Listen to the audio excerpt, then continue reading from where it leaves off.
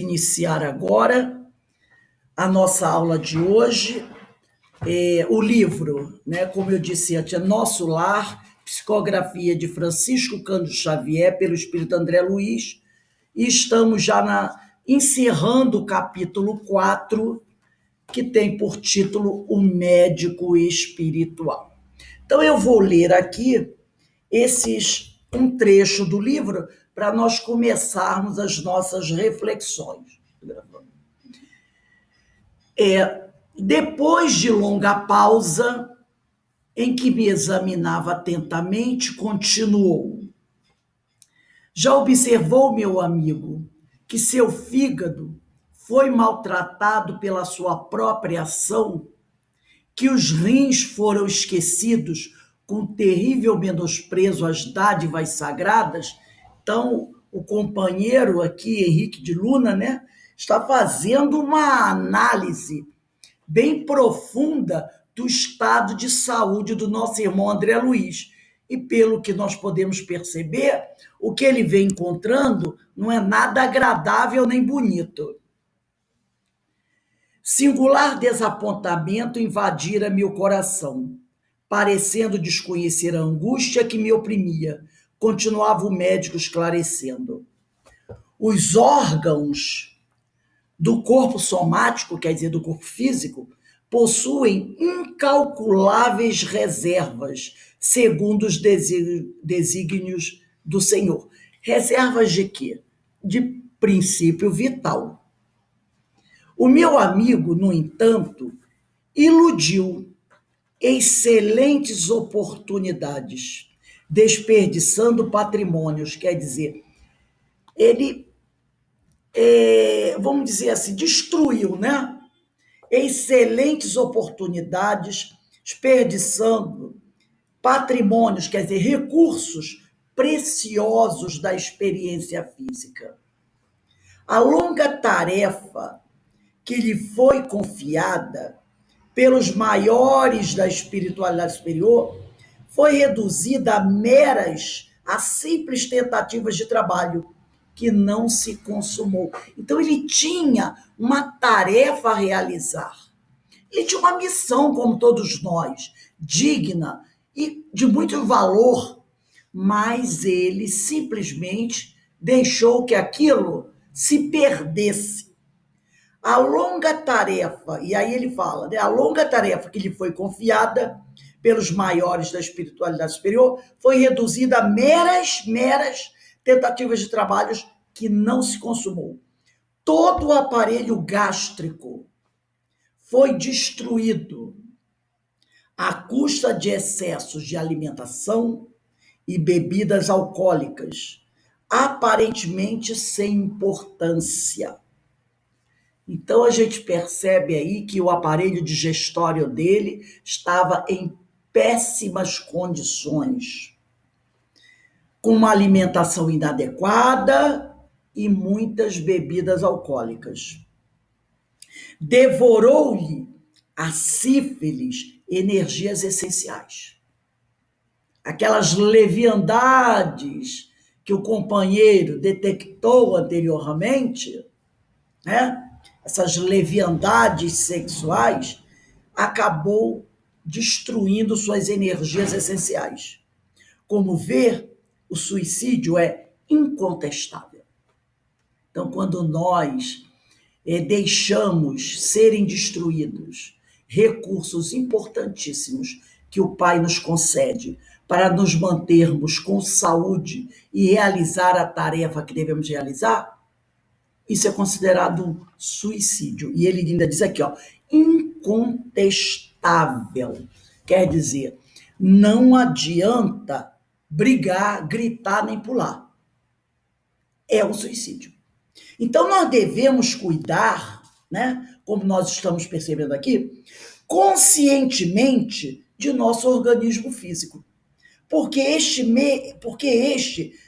nosso organismo, mesmo deficiente, é um precioso recurso que Deus concede ao espírito reencarnante para a aquisição de novas experiências na Terra. Às vezes, a pessoa nasce com um probleminha aqui, outro probleminha aqui, ali, E outras vezes contrai certas doenças ao longo da vida, da existência, dependendo às vezes do trabalho que a pessoa realizou, né? Algumas coisas podem ter acontecido, mas caso isso aconteça, caso a pessoa tenha algum problema de saúde mais grave, tenha uma deficiência no órgão tal, no aparelho tal, a pessoa deve procurar fazer um tratamento médico para manter aqueles órgãos funcionando o melhor possível. E não é buscar destruir, deixar para lá. Ah, isso está ruim mesmo, deixa para lá, não vou a médico, não. Você gosta de ir médico aí é besteira, ficar tomando remédio para quê? E aí a pessoa sabe que tem um problema, de repente, vamos dizer que seja uma pessoa diabética, que nasceu diabética ou que adquiriu a diabetes. O que ela tem que fazer? Buscar tratar, não é? Buscar ir ao médico, tomar seus remédios, usar sua insulina, cuidar da alimentação de forma adequada. Mas o que muitas vezes a gente percebe, eu sei, posso dizer isso porque eu tenho, não que eu tenha essa doença, mas eu já vi amigos que têm a diabetes, simplesmente na mínima. Come muito doce, muita açúcar. Aí quando o negócio sobe ou desce, quando tem o desequilíbrio, aí corre. Ai, meu Deus do céu, eu tenho que tomar minha insulina, ou eu tenho que comer alguma coisa. Aí a pessoa só acorda na hora que deu o desequilíbrio. Ora, se você sabe que você tem essa diabetes e que você tem que manter uma dieta, e não é nenhuma dieta assim das piores do mundo, não. Você pode comer tudo direitinho, é só não exagerar. Ah, eu quero comer um bombom, comer um bombom e não a caixa de garoto, do bombom garoto, não é? Porque tem aquela coisa, ah, eu nunca vou poder comer um bombonzinho? Pode, comer um. Mas tem gente que quer comer aquela caixa dupla de bombom garoto. Pô, eu posso comer uma fatia de bolo? Pode. Mas tem gente que quer comer o bolo inteiro. Aí, não, aí fica complicado o negócio, não é? Então, o equilíbrio. Então, o que a gente fala aqui, mesmo que o organismo esteja um pouco deficiente, nós precisamos cuidar dele para que a gente possa, né, desenvolver as nossas experiências aqui na Terra. Porque o corpo físico é o nosso corpo de relação. Tá? Enquanto estivermos encarnados, nós vamos realizar as nossas tarefas, viver as nossas experiências, fazer os nossos aprendizados com o nosso corpo físico. Assim como os espíritos têm como corpo de relação o perispírito, mas nós não. Nós temos o corpo físico, que é uma bênção que Deus nos proporcionou. E hoje, com a tecnologia, com a medicina, os recursos são maiores do que no passado para a gente se manter com uma saúde razoável. E pela sua importância, o nosso corpo deve ser preservado contra tudo que possa concorrer para o seu desgaste prematuro, visando o equilíbrio orgânico, mental e espiritual do ser. Vamos olhar aqui o nosso livro dos Espíritos, na questão 132, 132.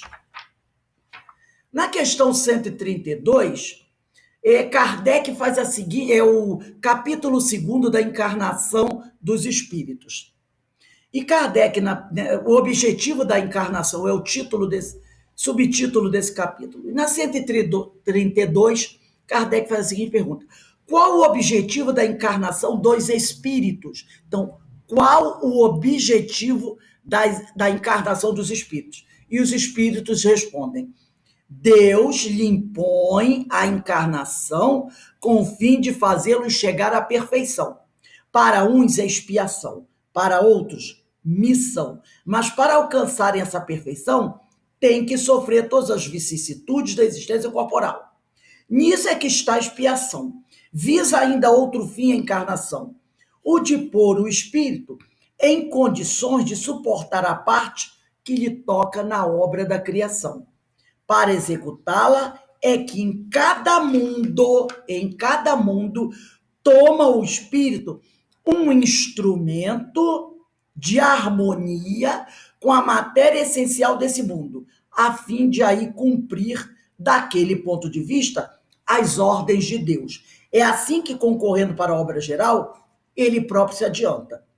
Então, a ação dos seres corpóreos, na notinha de Kardec, diz assim: a ação dos seres corpóreos é necessária à marcha do universo. Deus, porém, na sua sabedoria, quis que nessa mesma ação eles encontrassem um meio de progredir e de se aproximar dele. Deste modo, por uma admirável lei da providência, tudo se encadeia, tudo é solidário da natureza.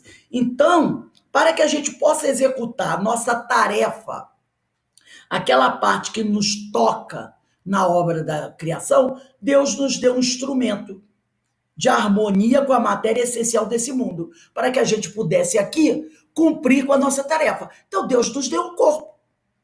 Então nós precisamos desse corpo para cumprir a nossa parte na obra da criação.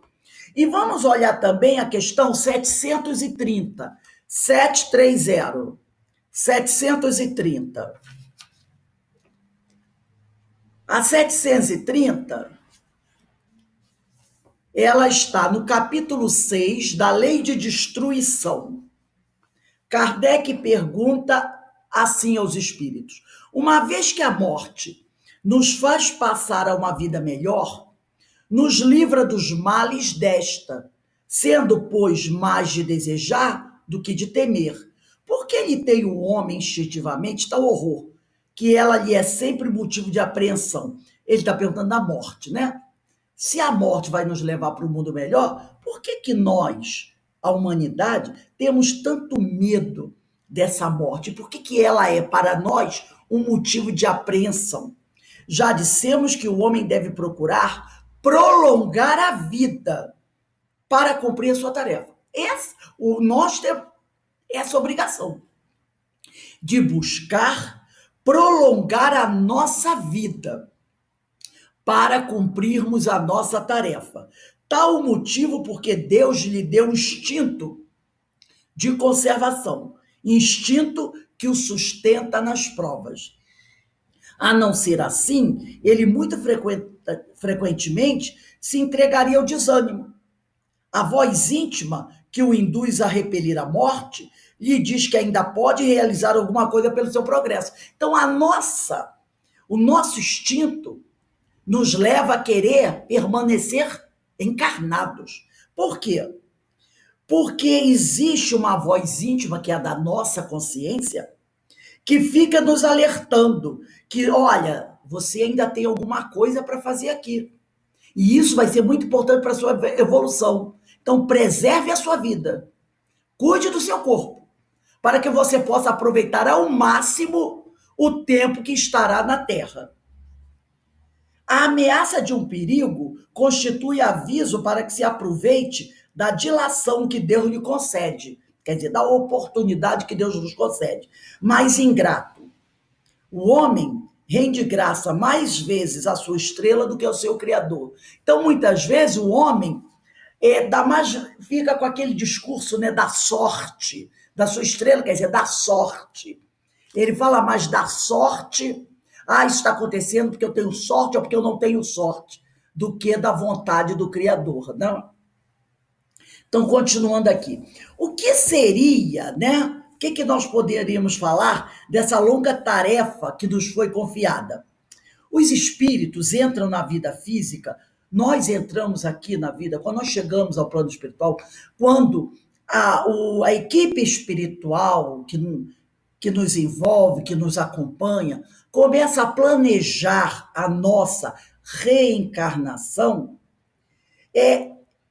eles elaboram um roteiro, uma programação baseado nas nossas necessidades, nas coisas que ainda precisamos aprender, nas coisas que precisamos corrigir, nas coisas que precisamos equilibrar e preparar também para o futuro, né?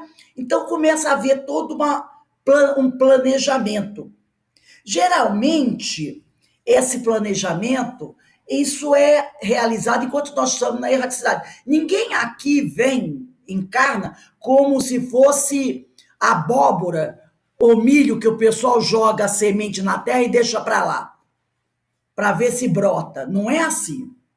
Essa escolha consiste no gênero de nossa nova existência, na natureza das provas que deveremos passar. Então, há todo um planejamento. O Pai é de infinita misericórdia. E sempre ele nos concede muito mais oportunidades até do que a gente merece, para que realmente a gente consiga vencer essas etapas, né? Voltando aqui no nosso livro dos Espíritos, na questão 258, a gente percebe como o livro dos Espíritos ele atende às nossas interrogações, não é?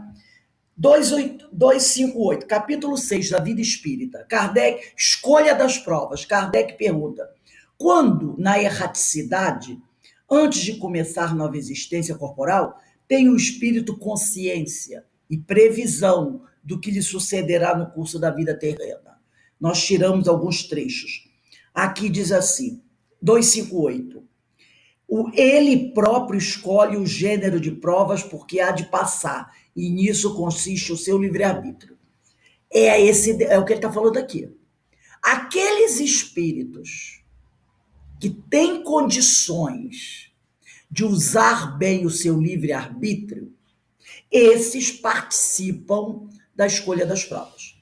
Agora, tem outros espíritos que ainda se encontram em situações muito difíceis. Esses espíritos não podem, como diz o outro, dar muito pitaco na sua reencarnação, né? É planejado pelos amigos espirituais, ele participa muito pouco, por quê? Porque ele ainda não tem condições de utilizar bem o seu livre-arbítrio. Ou porque está, às vezes, numa situação muito ruim, um desequilíbrio muito acentuado, então ele não tem condições de participar. Mas, na maioria, né, auxilia, dá alguma dica sobre o gênero de provas porque há de que deseja passar. E nisso consiste o seu livre-arbítrio. Na 258A, pergunta: não é Deus, então, quem lhe impõe as tribulações da vida como castigo? Aí os espíritos respondem: nada ocorre sem a permissão de Deus, porquanto foi Deus quem estabeleceu todas as leis que regem o universo. Então, nós escolhendo ou não, nada vai ocorrer sem a permissão de Deus. Eu posso até fazer umas escolhas, né, mirabolantes, querendo ter uma situação melhor, mas se Deus não aprovar, não acontece. Eu também posso, de repente, pedir aquela reencarnação. Eu quero vir com tudo em si, com tudo de ruim, para ver se eu dou um salto de qualidade muito grande. Deus observa minhas condições morais e não, nada disso. Quem conhece a história do Miranda, no livro do Hilário Silva, muito interessante essa história. Depois eu vou até colocar para vocês. Eu esqueci agora o nome do livro, mas eu sei que é do Hilário Silva. É a história do Miranda, que o Miranda era um desse, que queria vir com tudo. Cego, surdo, mudo, aleijado, né? Para poder... E aí Deus, a espiritualidade diz o quê? Nada disso. Vai nascer bem, numa família boa. Quando tiver lá pelos 30 anos, vai se tornar espírita. Vai se descobrir médium. E mesmo assim o Miranda trocou o pé pelas mãos e fez um monte de besteira. Imagina se ele viesse do jeito que ele pensou que poderia vir, né? Então, tudo tem que ser de acordo com a permissão, a autorização divina. Eu vou pular um pedacinho. Dando ao espírito a liberdade de escolher, Deus lhe deixa a inteira responsabilidade de seus atos e das consequências que estes tiverem. Daí a importância da gente participar. Por quê? Porque se eu participo da escolha da minha encarnação, eu terei participação nas responsabilidades. Porque se eu não tiver o direito de escolher nada, eu poderei dizer: a culpa não foi minha. Nada lhe estorva o futuro. Nada é colocado por Deus para atrapalhar o meu futuro. Abertos se lhe acham assim o caminho do bem como do mal. Então eu que vou escolher. Se a porta larga, se a porta estreita. Se vier a sucumbir, se vier a fracassar, restar-lhe a consolação de que nem tudo se lhe acabou e que a bondade divina lhe concede a liberdade de recomeçar o que foi mal feito. Quer dizer, se não der certo, eu tenho pelo menos o consolo saber que eu terei uma nova oportunidade. Ademais, cumpre, se distinga o que é obra da vontade de Deus e do que é da vontade do homem. Se o perigo vos ameaça, não fostes vós quem o criou, e sim Deus. Vosso, porém, foi o desejo de a ele vos expordes, por haverdes visto nisso o meio de progredirdes, e Deus o permitiu. E a 259, Kardec pergunta o seguinte: do fato de pertencer ao espírito a escolha do gênero de provas que deva sofrer, seguir-se-á que todas as tribulações que experimentamos na vida, nós as previmos ou buscamos? Todas não, pois ninguém pode dizer que haveis previsto e buscado tudo que vos sucede no mundo, até as mínimas coisas. Escolhestes apenas o gênero das provações. As particularidades correm por conta da posição em que vos achais. São muitas vezes consequência das vossas próprias ações. Então, a gente escolhe o gênero da provação.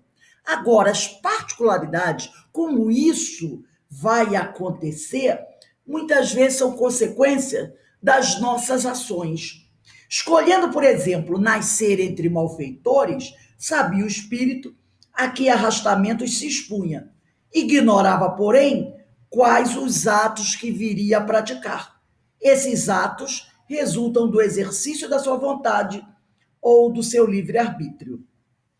Sabe o espírito que, escolhendo tal caminho, terá que sustentar lutas de determinada espécie. Sabe, portanto, de que natureza serão as vicissitudes que se lhe depararão, mas ignora se verificar este ou aquele êxito. Os acontecimentos secundários se originam das circunstâncias e da força mesma das coisas. Previstos só são os fatos principais, os que influem no destino. Se tomares uma estrada cheia de sulcos profundos, sabes que terás de andar cautelosamente, porque há muitas probabilidades de caíres. Ignoras, contudo, em que ponto cairás. E bem pode suceder que não caias, se fores bastante prudente. Então ele mostra o gênero de prova. Mas pode ser que eu passe por elas bem, que eu consiga vencer aquela prova. Não é porque eu estou numa situação difícil que alguém nasceu num lugar muito difícil, em meio a malfeitores, que ele se tornará um malfeitor. É lógico que ele poderá passar por muitas provações, mas isso não quer dizer que ele tenha que sucumbir. Nós conhecemos, já vimos tantos espíritos que nasceram em meios tão difíceis e conseguiram superar aquelas dificuldades. Enquanto isso, outros que às vezes nasceram em berço de ouro sucumbiram. Aí a gente usa aquela frase, né? Deus dá asa a quem não sabe voar. Lembra? Essas frases absurdas. Um pouquinho. Mas vai depender do espírito. Porque tem gente aí que nasce em condições muito complicadas e conseguem alcançar vitórias fantásticas. Então, está sempre dependendo do nosso livre-arbítrio. O espírito decide a sua própria programação reencarnatória, né? E nós já falamos sobre isso. Ou são os maiores que a determinam, né? Então, poderíamos dizer que há duas exceções para o espírito, não é só para a gente ratificar isso, não exercer o livre-arbítrio em seu planejamento encarnatório. Quando, em sua origem, ele não tem experiência suficiente e consequente discernimento para exercê-lo, esse é o caso dele não participar da escolha da sua reencarnação. E quando, pela própria inferioridade ou má vontade, não está apto a compreender o que lhe é mais útil, né? E aí a espiritualidade superior, atendendo à vontade e os desígnios do divino, pode impor-lhe uma existência sem ouvi-lo. Então, nesses casos, quando ele é muito inexperiente, não tem discernimento ainda suficiente, ou quando ele não liga para nada, está em completo desequilíbrio. Fora isso, nós sempre poderemos participar de alguma forma da nossa reencarnação. Aqui na questão 262 do Livro dos Espíritos, 262, a gente percebe como a gente usa o Livro dos Espíritos, né? Questão 262 do capítulo 6 da Vida Espírita. Kardec pergunta assim: como pode o espírito, que em sua origem é simples, ignorante e carecido de experiência, escolher uma existência com conhecimento de causa e ser responsável por essa escolha? Olha como Kardec, ele é minucioso nas suas perguntas. Ele não deixa nenhuma, vamos dizer, nenhuma abertura para dúvida. Ele esmiuça, ele repete às vezes as perguntas, justamente para nos dar essa ideia realmente firme, esse conhecimento bem equilibrado. Então, os espíritos respondem: Deus lhe supre a inexperiência, quando ele é muito inexperiente, né? Traçando-lhe o caminho que deve seguir, como fazes com a criancinha. Deixa-o, porém, pouco a pouco, à medida que seu livre-arbítrio se desenvolve, senhor de proceder à escolha, e só então é que muitas vezes lhe acontece extraviar-se, tomando o mau caminho, por desatender os conselhos dos bons espíritos. Aí isso é que se pode chamar a queda do homem. É igual a criança quando está aprendendo a andar de bicicleta. Você segura a bicicleta e durante um tempo você começa primeiro botando rodinha, depois você tira a rodinha da bicicleta, aí a criança sobe, você vai segurando, daqui a pouco você vai soltando a bicicleta, ela anda um pouquinho, desequilibra, você torna a segurar, aí ela vai mais um pouquinho, daqui a pouco você solta, ela vai sozinha. Mas esse ir sozinho não é no sentido literal, porque haverão sempre espíritos nos acompanhando, nos dando bons conselhos. Mas, se nós desatendermos, aí vai ter a queda. Agora, se a gente buscar ouvir, os tombos serão menores, e número menor. 262A. Quando o espírito goza do livre-arbítrio, a escolha que lhe cabe da existência corporal depende sempre, exclusivamente, de sua vontade, ou essa existência lhe pode ser imposta como expiação pela vontade de Deus. Deus sabe esperar, não apressa a expiação. Isso aqui é muito interessante, né? Porque às vezes, a gente vê uma situação complicada e a gente fica dizendo assim: poxa, Deus não está vendo isso? Nós queremos justiça. A gente esquece que o tempo de Deus não é o nosso tempo. Então a gente fica, olha só, esse indivíduo aprontando todas. Será que Deus não vê isso? E ele diz aqui: Deus sabe esperar. Ele não apressa a expiação. Todavia, pode impor certa resistência a um espírito quando este, pela sua inferioridade ou má vontade, não se mostra apto a compreender o que lhe seria mais útil.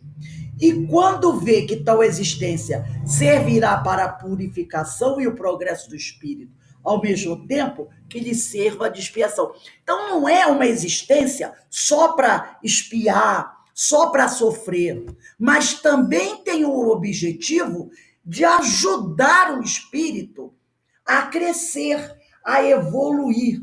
Então não é só para fazer, é por expiação, não. Tem um objetivo principal de ajudar na purificação e no progresso do espírito. E esse é o objetivo principal, né? E o André, continuando aqui, ele foi considerado suicida porque tinha recursos e capacidades para atuar em, em responsabilidades assumidas para essa existência, né? Que, que não se esforçou a cumprir. Então, ele desviou sua trajetória em abusos da vida física. A reencarnação dele foi planejada, como a de todas as pessoas. Foi-lhe dado recursos para ele vencer essa caminhada, para ele se sair bem dessa reencarnação. Ele nasceu numa boa família, teve uma boa educação, se formou um médico, tinha cultura, teve uma orientação religiosa, mas que ele não levou muito a sério, se casou, formou família, então ele tinha todos os instrumentos para sair vitorioso na sua reencarnação. Mas ele não só não realizou as tarefas, como ainda antecipou, de certa forma, o seu retorno ao mundo espiritual com uma vida dissoluta que levou a um suicídio. É o tal do suicídio inconsciente, o suicídio que o companheiro disse que era incontestável. Então, realmente, ele trocou os pés pelas mãos. E voltando aqui no nosso livro dos Espíritos, na questão 569, 569. Questão 569.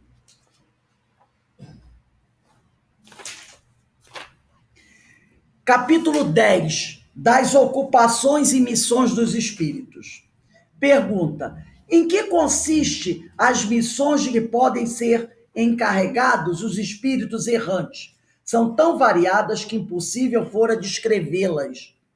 Muitas há mesmo que não podeis compreender. Os espíritos executam as vontades de Deus, e não vos é dado penetrar-lhe todos os desígnios. As missões dos espíritos têm sempre por objeto o bem. Quer como espíritos, quer como homens, são incumbidos de auxiliar o progresso da humanidade. Ele está falando aqui desses espíritos que nos acompanham, da humanidade, dos povos, dos indivíduos, dentro de um círculo de ideias mais ou menos amplas, mais ou menos especiais, e de velar pela execução de determinadas coisas. Alguns desempenham missões mais restritas e, de certo modo, pessoais ou inteiramente locais, como sejam assistir os enfermos, os agonizantes, os aflitos, velar por aqueles de quem se constituíram guias e protetores, dirigi-los, dando-lhes conselhos ou inspirando-lhes bons pensamentos. Então, todos nós recebemos o auxílio desses amigos espirituais. E o André Luiz também tinha os dele. Pode dizer-se que há tantos gêneros de missões quanto as espécies de interesse a resguardar, assim no mundo físico como no moral. O espírito se adianta conforme a maneira por que desempenha a sua tarefa. E no livro O Céu e o Inferno, na primeira parte, capítulo 7, no Código Penal da Vida Futura, no item 6, está colocado assim: o bem e o mal que praticamos são resultados das boas e das más qualidades que possuímos. Então não tem esse negócio de que, eu nasci despreparado, eu sou vítima, tá? O bem e o mal que praticamos são resultado das boas e das más qualidades que possuímos. Não fazer o bem que se pode fazer é uma prova de imperfeição. Se toda imperfeição é fonte de sofrimento, o espírito deve sofrer, não só por todo o mal que tenha feito, mas também por todo o bem que podia fazer e que não fez durante a sua vida terrena. É o caso do André Luiz. É o caso do André Luiz aqui, né? Ele sofreu e vai sofrer muito por todo o bem que ele podia fazer, porque ele tinha amplas condições para isso, amplos recursos, e que ele não fez, simplesmente porque não quis, porque os recursos ele tinha, né? Então, aí a gente lembra do Evangelho de Jesus, onde Lucas, no apóstolo Lucas, no capítulo 12, versículo 48, diz: a todo aquele que muito foi dado, muito lhe será requerido. E ao que muito foi confiado, ainda mais lhe será pedido. Então, Jesus já tinha deixado isso muito claro no Evangelho. A quem muito foi dado, muito lhe será pedido, e ao que muito foi confiado, ainda mais lhe será pedido, né? Então vamos continuar a leitura aqui no nosso livro. Meditei nos problemas dos caminhos humanos. Ele está começando a refletir sobre a vida dele. Meditei nos problemas dos caminhos humanos, refletindo nas oportunidades perdidas. Na vida humana, consegui ajustar numerosas máscaras ao rosto. Então, ele está percebendo que durante toda a vida dele, ele se utilizou de muitas máscaras, talhando-as conforme as situações. Isso é tão verdadeiro, não é verdade? Tão verdadeiro. Aliás, não poderia supor noutro tempo que me seriam pedido contas de episódios simples que costumava considerar como fatos sem maior significação. Então ele está pensando assim, nossa, até aquelas coisas que eu considerava bobagens, até isso eu tenho que dar conta, das coisas que eu considerava, isso é bobagem, isso é pequeno, esse café é pequeno, a gente não diz assim? Até dessas ele tem que prestar contas. Conceituar até ali os erros humanos, segundo os preceitos da criminologia. Ele só pensava erros que pudessem ser contados pelo Código Penal terreno, né, pelas leis da justiça. Isso aqui a polícia pode me pegar por isso. Mas tem outras coisas que eu posso fazer que ninguém vai saber, que isso aí não vai ser contado. Mas ele está percebendo que não. Tudo que ele fez, tudo que ele fez de errado, podendo ser pego pela polícia ou não, tudo é contado, né? Então, todo acontecimento insignificante, estranho aos códigos, entraria na relação de fenômenos naturais. Deparava-se-me, porém, agora outro sistema de verificação das faltas cometidas. Não me defrontavam tribunais de tortura, nem me surpreendiam abismos infernais, contudo, benfeitores sorridentes comentavam-me as fraquezas, como quem cuida de uma criança desorientada, longe das vistas paternais, né? Então, a maior vergonha. Aí eu me lembro do professor José Jorge, quando ele dizia assim: eu não tenho medo de morrer, eu tenho vergonha de morrer.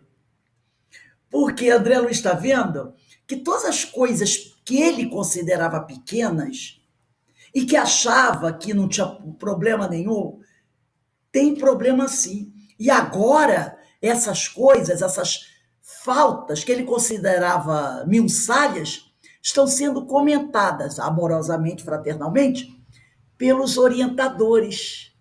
Então, quando ele escuta alguma coisa, a questão das traições que ele realizou no casamento, que como ninguém nunca soube, nem a esposa, ficou para lá, mas não ficou. porque o amigo espiritual que ora está comentando. E é aquela coisa igual a criança que foi pega, que descobriram o mal feito dela, que ela pensou que ninguém ia saber, e de repente alguém comenta, então ele está envergonhado, porque eles estão comentando essas faltas. E ele diz: eu não estou na frente de nenhum tribunal de tortura, não, nem um abismo infernal, não é nada disso. Mas os benfeitores sorridentes comentavam minhas fraquezas, como quem cuida de uma criança desorientada, longe das vistas paternais. Então ele está envergonhado. Envergonhado, né? Então, quando ele falou das máscaras, que ele está percebendo que ele usou muitas máscaras, e uma máscara para cada situação, a gente percebe que na vida física nós podemos nos esconder através de máscaras que criamos de acordo com os nossos interesses. Não é verdade? Não é assim? A gente bota uma máscara para trabalhar, uma do trabalho, uma máscara, às vezes, da família, uma máscara no templo religioso. A gente usa, às vezes, várias máscaras. Joana de Ângeles, então, é mestra para falar sobre essas máscaras que nós usamos, né? E é verdade, é verdade. As pessoas usam, né? E quando uma dessas máscaras cai, é tão interessante, né? O pessoal diz assim: nossa, não esperava isso de fulano. Ele tinha um jeito de ser. Como? São as máscaras, gente. São as máscaras, né? Então, nós criamos essas máscaras de acordo com os nossos interesses, usando palavras, gestos, fisionomia. No entanto, na vida espiritual, irradiamos o que somos, o que pensamos, o que sentimos. No plano espiritual, não conseguimos manter as máscaras. Elas caem. Elas caem. Agora, aqui na Terra, nossa, às vezes falta armário, prateleira para tanta máscara. Falta. Mas no plano espiritual, não. Vamos aqui no Livro dos Espíritos, 283. 283.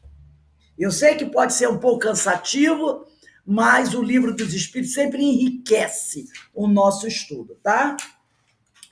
Questão 283, capítulo 6 da vida espírita. Kardec pergunta: podem os espíritos reciprocamente dissimular seus pensamentos? Podem ocultar-se um dos outros? Então ele pergunta: podem os espíritos reciprocamente dissimular seus pensamentos? Podem ocultar-se um dos outros? Não. Para os espíritos, tudo é patente, sobretudo para os perfeitos. Podem afastar-se um dos outros, mas sempre se veem. Isto, porém, não constitui regra absoluta, porquanto certos espíritos podem muito bem tornar-se invisíveis a outros espíritos, se julgarem útil fazê-lo. Tá? Então, eles podem até se tornar invisível um para os outros, mas, normalmente, quando os espíritos se encontram, tudo é patente, tudo é muito claro. Eles observam a nossa atmosfera espiritual, porque ali está gravado as nossas atitudes. É o nosso CPF, podemos dizer assim, não é? Não dá para se esconder dos amigos espirituais. E quanto mais evoluído o espírito, mais ele percebe as nossas faltas. E muitas vezes, por misericórdia, eles nem falam, né? Para que a gente não se sinta assim mais envergonhado. Agora, se é um espírito assim mais leviano, mais imperfeito, ele não vai perder muitas vezes a oportunidade de jogar na nossa cara os nossos equívocos. Então, muitas vezes, nós julgamos que nossas pequenas infrações morais do dia a dia não terão consequências, não é? Às vezes a gente faz coisas e acha: isso aí não vai ter consequência, principalmente aquelas que ninguém viu. e aquelas que não estão previstas nos códigos penais terrenos. Não consideramos que ficam gravadas em nosso eu espiritual e que podem ser acessadas pela espiritualidade. É aquela coisa, né? Você vai num. Coisa que o pessoal diz assim, bobagem. Você vai na padaria, compra alguma coisa, aí vem um troco errado, R$ 1, 50 centavos. Aí, tudo bem, você não viu, você não viu. Mas você saiu da padaria, aí você conta 50 centavos a mais, você diz, trouxa. Aí bota no bolso. 50 centavos, gente. O que eu compro com 50 centavos? Nada. Então, né? Então não tem problema. Se fosse R$ 50, eu ia lá voltar para avisar a moça lá da padaria que ela me deu errado. Afinal, são 50 centavos, são R$ 50. Mas 50 centavos, isso é mixaria. Não, o dono da padaria não vai fechar a porta da padaria, do estabelecimento dele por causa de 50 centavos. E aí a gente vai embora. É só 50 centavos. Mas está aí. Né? E aí a gente vai fazendo aí esse tipo de coisa.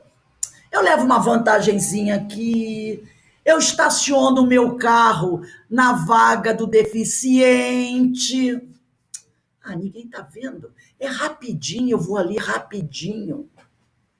Entendeu? Esse tipo de coisinhas que a gente acha que ninguém está vendo. E a gente fica fazendo esse tipo de coisa, né? Voltando aqui ao livro Céu e Inferno, na primeira parte, capítulo 7, item 8, está escrito assim: a justiça de Deus, sendo infinita, todo mal e todo bem são rigorosamente levados em conta. Olha aí. A justiça de Deus sendo infinita, todo mal e todo bem são rigorosamente levados em conta. A gente não quer que todo bem que a gente tenha feito seja levado em conta? Claro! A gente quer. Ah, meu Deus, Senhor, eu fiz tanta coisa boa, eu quero que tudo seja levado em conta. Tudo bem, mas em contrapartida, todo equívoco que você praticou também vai ser levado em conta. Equilíbrio, não é assim? Que o Senhor nos perdoe na medida em que nós perdoamos os nossos semelhantes. Não está lá no Oração do Pai Nosso? É o equilíbrio. Se não há uma única ação má, um só mau pensamento que não tenha consequências fatais, também não há uma única ação boa, um só bom movimento da alma. Numa palavra, o mais ligeiro mérito que fique perdido. E isso mesmo entre os mais perversos, porque representam um começo de progresso. Então, tudo é levado em conta, tá?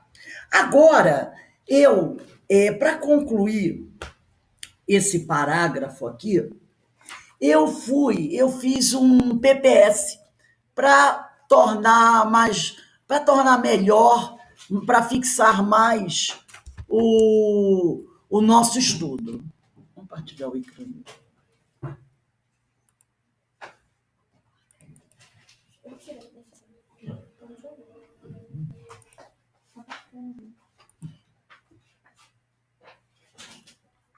Eu vou voltar aqui.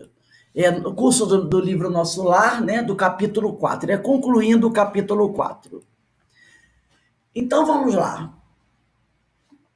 Então, o que significa todo acontecimento insignificante, estranho aos códigos, entraria na relação dos fenômenos naturais? Então, nós podemos dizer que na Terra costuma-se considerar natural comportamentos da vida comum, que fogem dos preceitos morais de conduta, mas que não estão previstos como infrações da lei.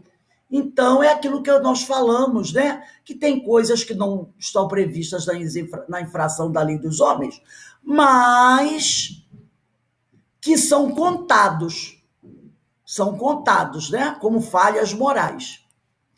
É o caso de pequenas mentiras, boicote, quer dizer, negar colaboração, omissão, inércia e principalmente os sentimentos inferiores em relação ao próximo e a si mesmo. E mesmo que esses comportamentos até transgridam, em alguns casos, os códigos legais são conceituados como normais, porque todo mundo faz e julga-se que nada acontece. Então a gente entra naquela história, né? Ah, não, não tem problema, nada acontece. Eu nego a colaboração, eu deixo de ajudar alguém que necessita. E eu acho que isso não tem nada demais. A outra pessoa vai lá, vai ajudar, não precisa que eu esteja lá. Né? Então, isso aí entra. E também, como ele fala aqui, e a si mesmo. Às vezes eu preciso fazer alguma coisa para a minha melhora pessoal e eu não faço por ócio, por descaso. Então eu deixo de melhorar de vida, eu deixo de melhorar de saúde, eu deixo de progredir, porque simplesmente, isso é problema meu, ninguém tem nada a ver com isso. Então tudo isso é contado. No entanto, conforme a evolução dos espíritos ligados ao planeta e a chegada de gerações mais adiantadas, a legislação vai se aprimorando, porque a sociedade vai se tornando mais exigente em relação aos padrões morais de conduta. Então, muita coisa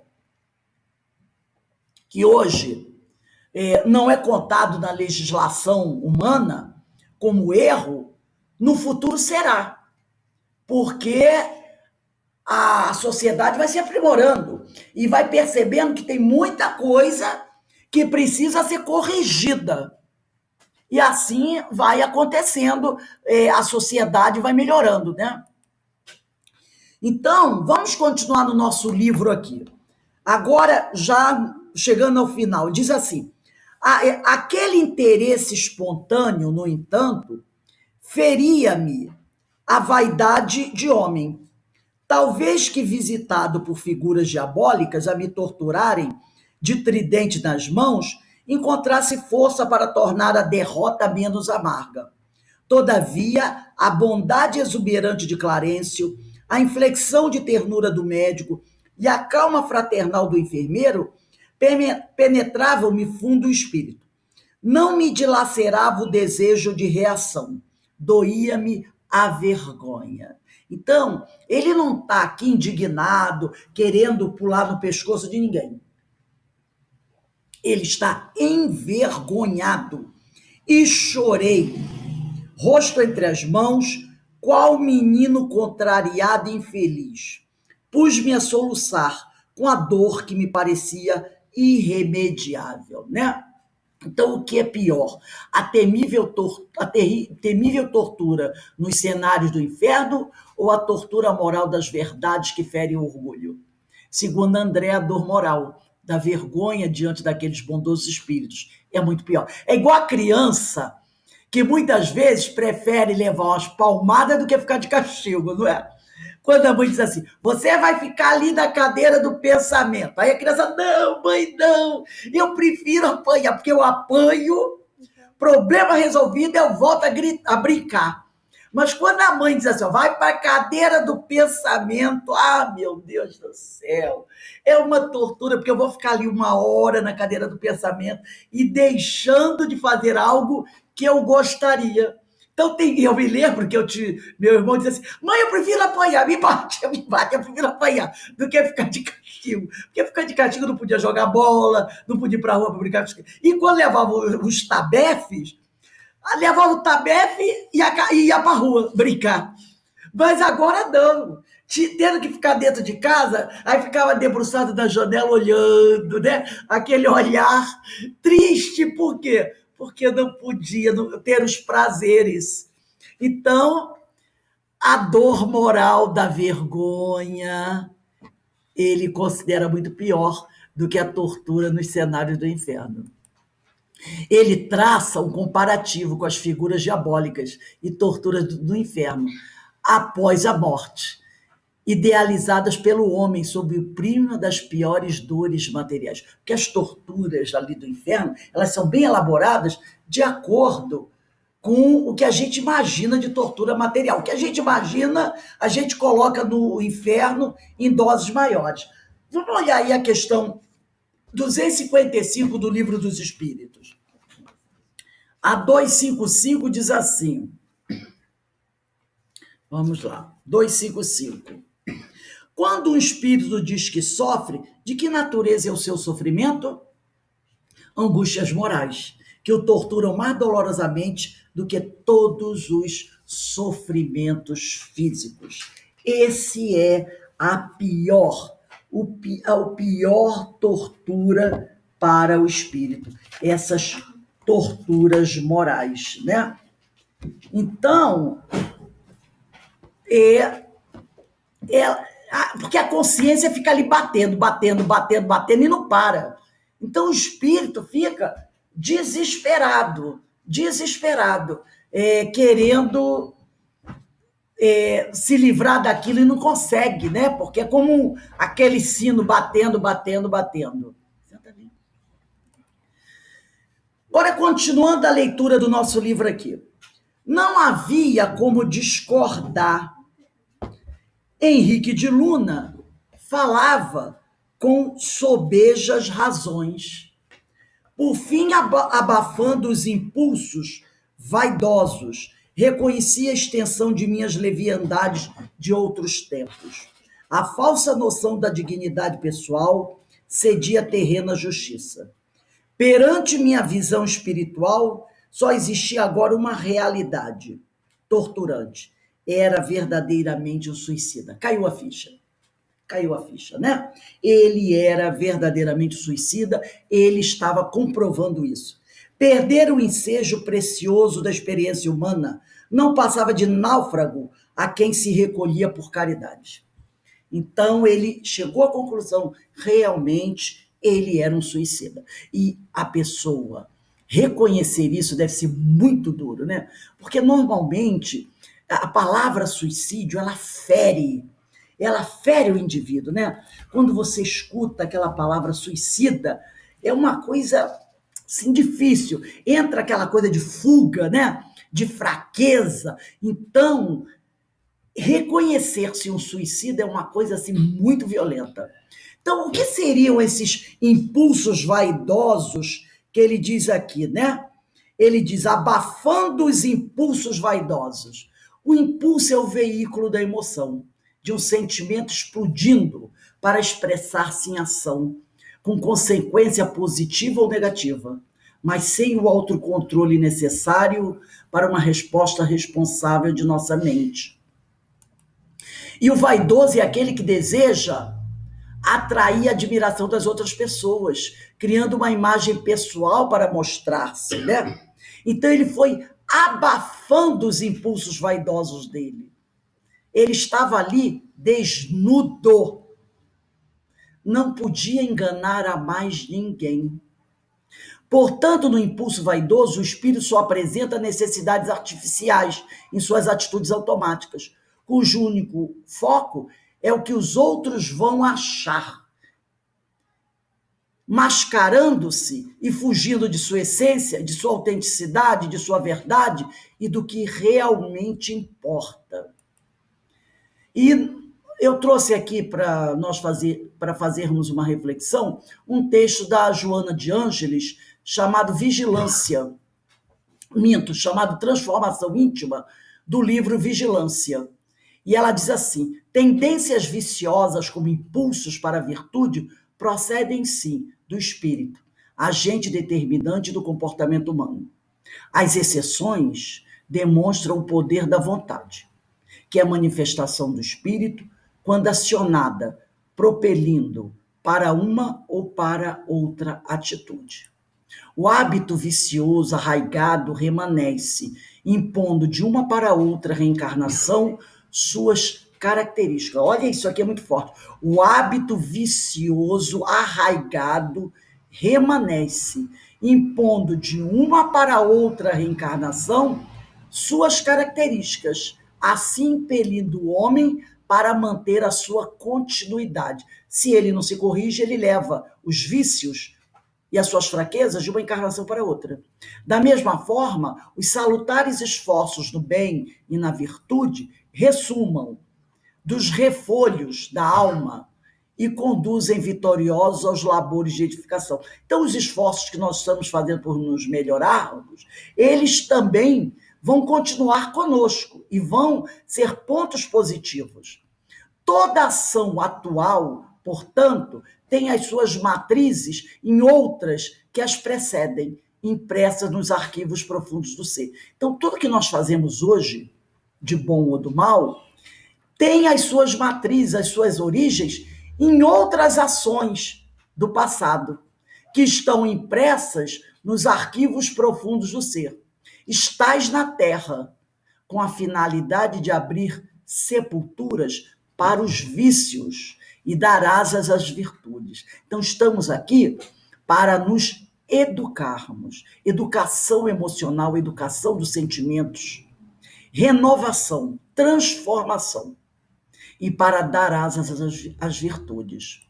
Substituindo o mal pelo bom hábito, o equivocado pelo correto labor, corrigirás a inclinação moral negativa, criando condicionamentos sadios que se apresentarão como virtudes a felicitar-te a vida. Eu achei esse texto maravilhoso, muito bom.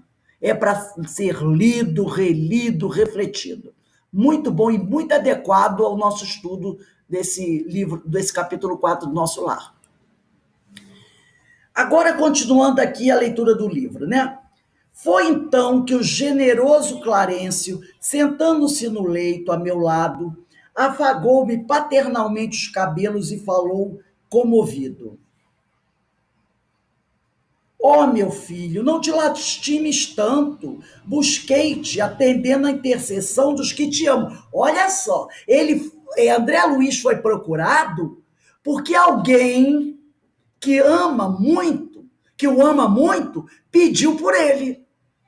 E nós até já conhecemos mais ou menos a história, sabemos quem foi que pediu por ele, né?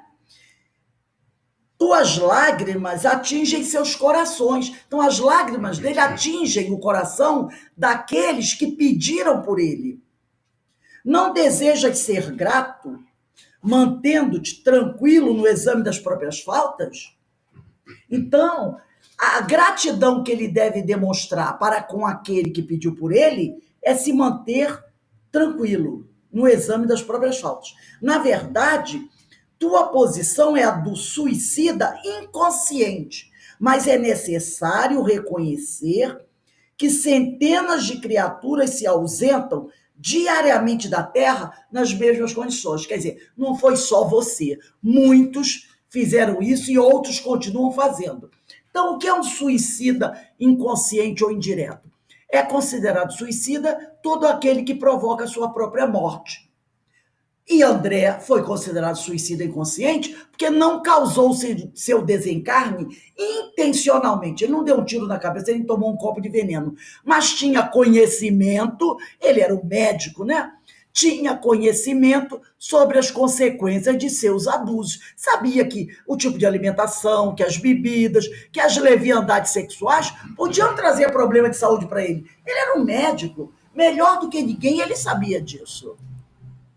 Então, o que seria essa intercessão dos que te amam dos planos mais altos? A vida terrena, muitas vezes, nos permite conviver com espíritos mais elevados, que apesar de nos planos espirituais situarem-se em frequência diferente, porque se eles estão num plano mais elevado, eles estão em frequência diferente da nossa. Mas não é por isso que eles estão longe. Eles jamais se afastam. Velam por nós, intermeiam providências a nosso favor. Nós nem imaginamos que, nesse momento, alguns espíritos mais elevados e que nos amam estão lá pedindo a Deus por nós. Não é? E isso é uma maravilha. Saber que em algum lugar do universo existem espíritos de alta elevação que nos amam, estão preocupados com a nossa caminhada. Continuando no livro, acalma-te, pois, aproveita os tesouros do arrependimento, Guarda a bênção do remorso, embora tardio, sem esquecer que a aflição não resolve problemas. Então, ele mandou: se acalma, tudo vai ser resolvido, né? Guarda a bênção do remorso, embora tardio, né? Sem esquecer que a aflição não resolve problemas. Confia no Senhor em nossa dedicação fraternal. Sossega a alma perturbada, porque muitos de nós outros já perambulamos igualmente nos teus caminhos. Então, Clarice está dizendo para ele: meu filho, não é só você, não. Nós estamos aqui, mas nós também já fizemos essa caminhada que você acabou de fazer. Nós não somos espíritos perfeitos, nós também erramos. Nós também tivemos um monte de problema, passamos por tudo isso que você está passando agora. E assim como nós saímos vitoriosos, você também sairá. Então, por que o conselho aproveita os tesouros do arrependimento e guarda a bênção do remorso? O remorso, isto é, o sentimento de culpa, apesar dos tormentos e das feridas que abre, é o primeiro passo para que o espírito desperte para o real arrependimento. Quando, reconhecendo seus erros, deseja corrigir-se e reparar suas faltas. Então, o remorso é aquela alavanca, né? É a alavanca que vai nos despertar para o real arrependimento. Quando a nossa consciência começa com aquele sentimento de culpa, é sinal que a cura está mais próxima. Um outro texto que eu trouxe aqui da Joana, do livro Momentos de Meditação, ela diz assim: a culpa surge como forma de catarse, uma limpeza, né? Necessária para a libertação de conflitos.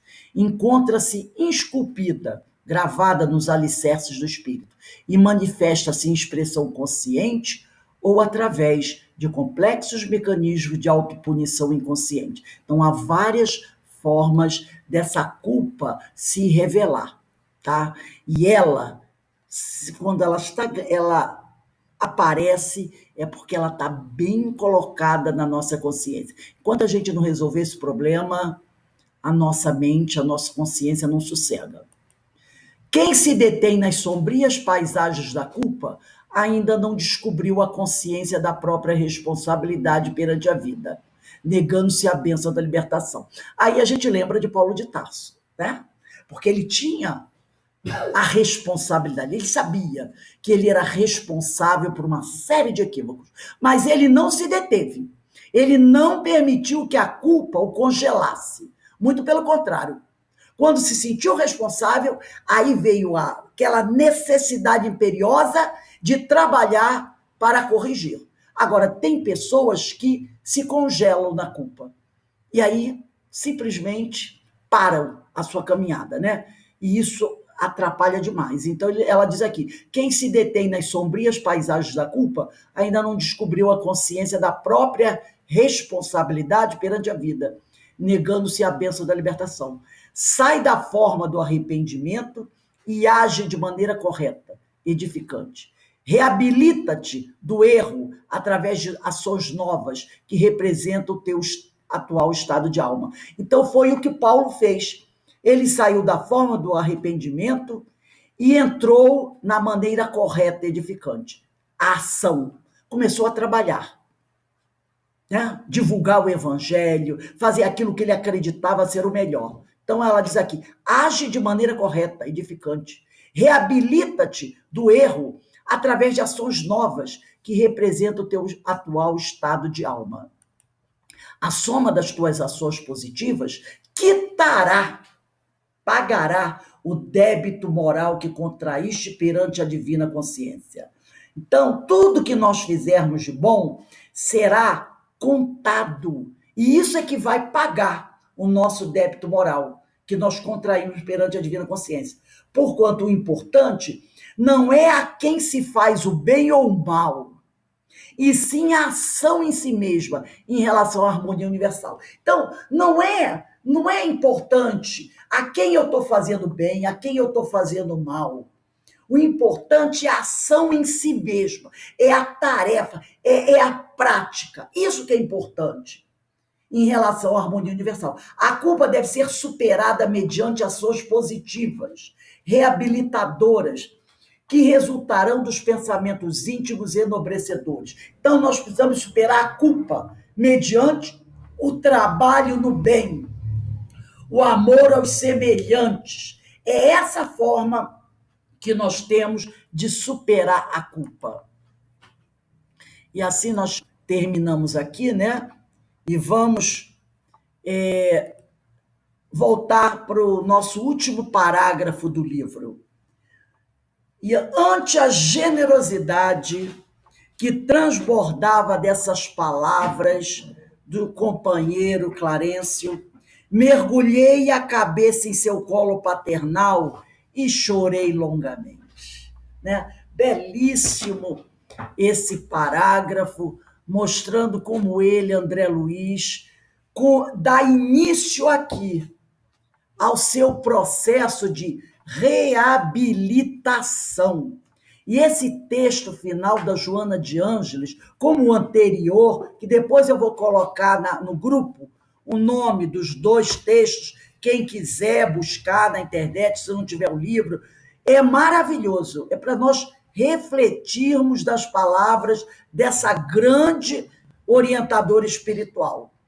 É um chamamento, um alerta que ela nos faz. E nos dá aquela palavra de incentivo, nos mostrando que nós temos que seguir em frente, buscando nos reerguermos, semeando o bem, o amor, e trabalhando na seara do Senhor, como Ele nos ensinou, praticando a caridade, que é o amor em ação, e nunca parar e ficar se lamentando.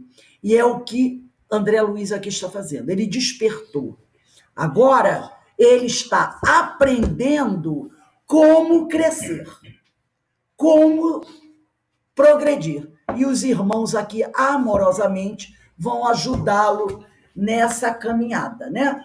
Então, nós vamos parar agora e às 18h30 nós retornamos para o estudo das parábolas. Aqui, alguém tem alguma pergunta a fazer? Tá tudo bem? Ninguém tem nenhuma dúvida? Então, 18h30 nós retornamos para o estudo das parábolas. Aqueles que não vão ficar conosco, eu deixo aqui um beijo no coração, tá bom? Fiquem com Deus.